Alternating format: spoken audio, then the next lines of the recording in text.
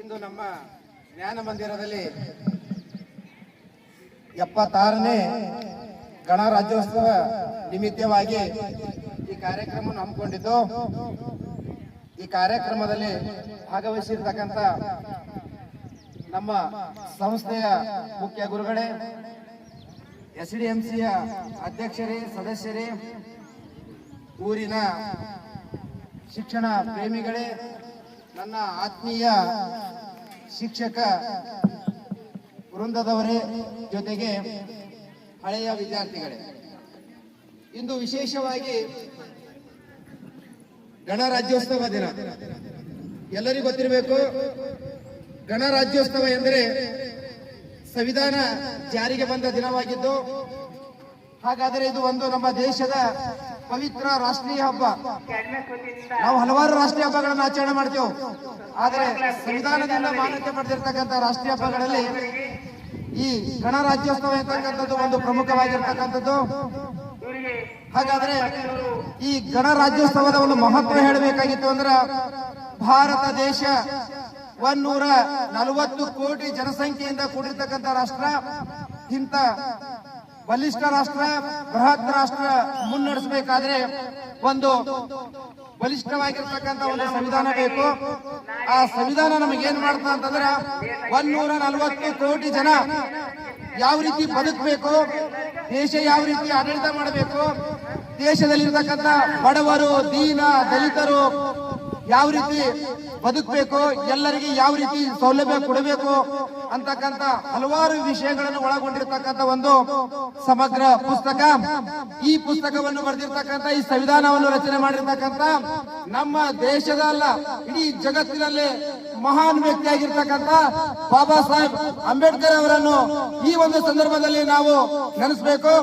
ಅವರು ಭಾರತ ದೇಶಕ್ಕಷ್ಟೇ ಅಲ್ಲ, ಇಡೀ ಸಂವಿಧಾನಕ್ಕೆ ಒಂದು ಮಾದರಿಯಾಗಿರ್ತಕ್ಕಂಥ ಒಂದು ಸಂವಿಧಾನ ರಚನೆ ಮಾಡಿಕೊಟ್ಟಿದ್ದು ನಮಗೊಂದು ಹೆಮ್ಮೆಯ ವಿಷಯ. ಅವರು ಭಾರತ ದೇಶಕ್ಕಷ್ಟೇ ಭಾರತ ರತ್ನ ಅಲ್ಲ, ಇಡೀ ಜಗತ್ತಿಗೆ ಒಂದು ವಿಶ್ವ ರತ್ನವಾಗಿ ಅವರು ನಮಗೆ ನಮ್ಮ ದೇಶದಲ್ಲಿ ಹುಟ್ಟಿದ್ದು ಒಂದು ಸಂತೋಷದ ವಿಷಯ. ವಿದ್ಯಾರ್ಥಿಗಳೇ, ನೀವೆಲ್ಲ ಅರ್ಥ ಮಾಡ್ಕೊಳ್ಬೇಕು, ಇಂದಿನ ಮಕ್ಕಳೇ ನಾಳಿನ ಪ್ರಜೆಗಳು. ಹಾಗಾದ್ರೆ ನಮ್ಮ ಸಂವಿಧಾನದಲ್ಲಿ ಕೆಲವೊಂದು ವಿಧಿಗಳದಾವ. ಭಾರತ ದೇಶ 6,000 ಜಾತಿಗಳಿಂದ ಕೂಡಿರ್ತಕ್ಕಂಥ ರಾಷ್ಟ್ರ. ಈ 6,000 ಜಾತಿಗಳನ್ನು ಗಮನದಲ್ಲಿಟ್ಟುಕೊಂಡು ಬಾಬಾ ಸಾಹೇಬ್ ಅಂಬೇಡ್ಕರ್ ಅವರು ಕೆಲವೊಂದು ಅದ್ಭುತವಾಗಿರ್ತಕ್ಕಂಥ ಸಂವಿಧಾನದಲ್ಲಿ ಕೆಲವೊಂದು ವಿಧಿಗಳನ್ನು ಸೇರಿಸಿದ್ದನ್ನು ನಾವು ಇಲ್ಲಿ ನೆನೆಸ್ಕೊಳ್ಬೇಕು. ಸಂವಿಧಾನದ 14ನೇ ವಿಧಿ ಹೇಳುತ್ತದೆ, ದೇಶದಲ್ಲಿ ಇರ್ತಕ್ಕಂಥ 140 ಕೋಟಿ ಜನಸಂಖ್ಯೆ ಎಲ್ಲರೂ ಸಮಾನರು, ಯಾರು ಮೇಲಲ್ಲ, ಯಾರು ಕೀಳಲ್ಲ, ಎಲ್ಲರೂ ಕೂಡ ಭಾರತ ದೇಶದ ಮಕ್ಕಳು ಎಂತಕ್ಕಂಥದ್ದು ಸಂವಿಧಾನದ 14ನೇ ವಿಧಿ ಹೇಳುತ್ತದೆ.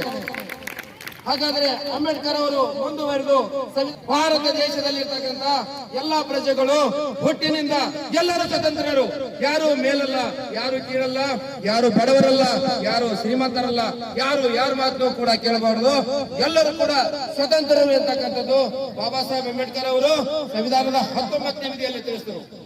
ವಿದ್ಯಾರ್ಥಿಗಳೇ, ಇನ್ನೊಂದು ಹೇಳಬೇಕು, ಸಂವಿಧಾನದ 19ನೇ ವಿಧಿ ಅಂಬೇಡ್ಕರ್ ಅವ್ರ ವಿಧಿಯ ಪ್ರಕಾರ ಹೇಳ್ತಾರೆ, ಹುಟ್ಟಿನಿಂದ ಪ್ರತಿಯೊಬ್ಬ ವ್ಯಕ್ತಿಗೆ ಜೀವಿಸ್ತಕ್ಕಂಥ ಹಕ್ಕದ.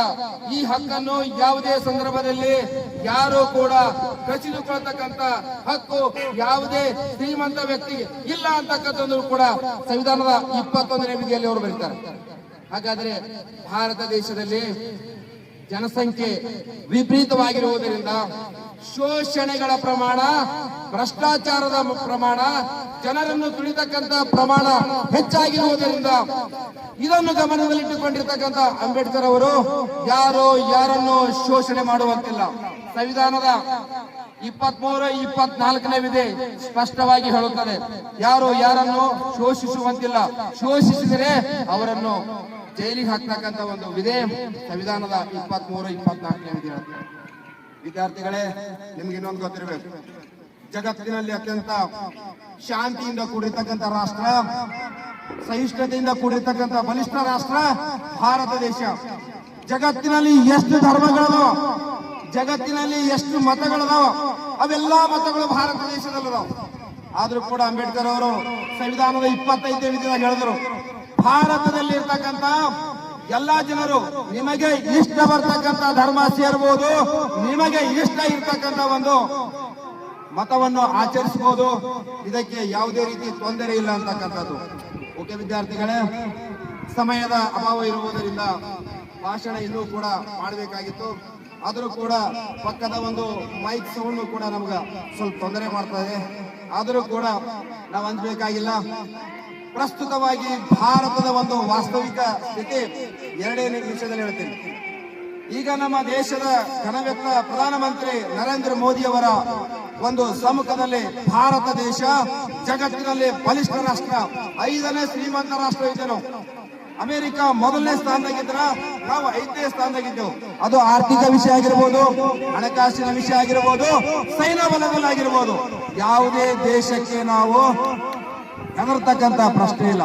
ವಿಜ್ಞಾನ, ಕಲೆ, ತಂತ್ರಜ್ಞಾನ, ಶಿಕ್ಷಣ, ಆರೋಗ್ಯ, ಕೈಗಾರಿಕೆ, ಕಂಪ್ಯೂಟರ್ ಎಲ್ಲಾ ಕ್ಷೇತ್ರಗಳಲ್ಲಿ ವೇಗವಾಗಿ ಮುನ್ನಡೆತಕ್ಕಂಥ ರಾಷ್ಟ್ರ ಭಾರತ.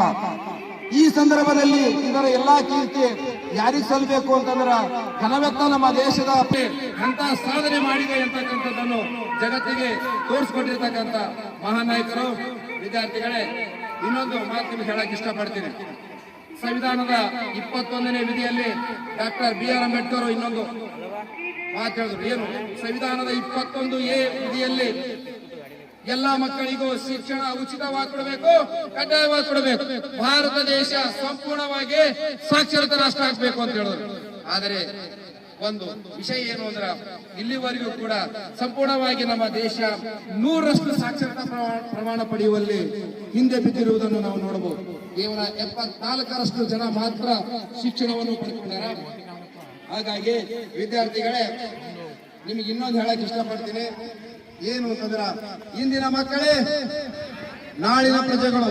ಭಾರತ ದೇಶ ಒಂದು ಪ್ರಜಾಪ್ರಭುತ್ವ ರಾಷ್ಟ್ರವಾಗಿರುವುದರಿಂದ ಒಬ್ಬ ಚಾ ಮಾಡ್ತಕ್ಕಂಥ ವ್ಯಕ್ತಿ, ಒಬ್ಬ ಪೇಪರ್ ಹಾಕ್ತಕ್ಕಂಥ ವ್ಯಕ್ತಿ, ಒಬ್ಬ ಕೂಲಿ ಮಾಡ್ತಕ್ಕಂಥ ವ್ಯಕ್ತಿ ನಮ್ಮ ದೇಶದ ರಾಷ್ಟ್ರಪತಿನೂ ಕೂಡ ಆಗ್ಬೋದು, ನಮ್ಮ ದೇಶದ ಪ್ರಧಾನಮಂತ್ರಿನೂ ಕೂಡ ಆಗ್ಬೋದು, ನಮ್ಮ ದೇಶದ ಉದ್ಯಮಿನೂ ಕೂಡ ಆಗ್ಬೋದು.